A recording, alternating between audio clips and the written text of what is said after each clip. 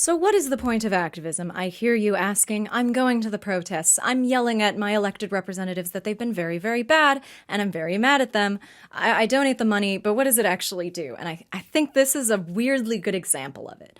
Is here in Canada, and I'm sorry to the non-Canadians for the CanCon lately, there's a lot going on. But this is relevant, I promise. Here in Canada, Carney, with all of the enthusiasm of a resigned stepdad finally letting Danielle Smith drive his car, off a cliff probably, he signed a memorandum of understanding letting Alberta, amongst other things, ram a pipeline from there to the west coast. And the reaction from most people is, that's not getting built.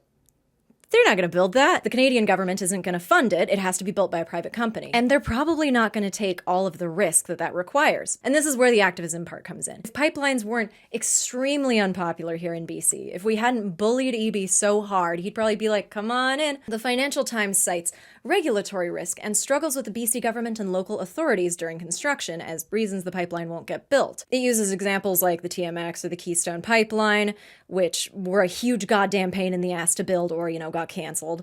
And sure, some of it was construction issues, but a lot of it was people being a huge pain in the ass, protesting, suing, particularly the Indigenous nations, which halted the construction both legally and with their actual physical bodies. And all of that makes investing in a pipeline a bad bet. On a grander scale, the price of oil also makes this not worth doing. There's warnings about an oversupply of oil or an oil glut, and a lot of that is because of activism by being like, hey guys, let's not use so much oil. So I know a lot of people are like, this pipeline's never getting built, as if it's an act of God. But listen, a win is a win.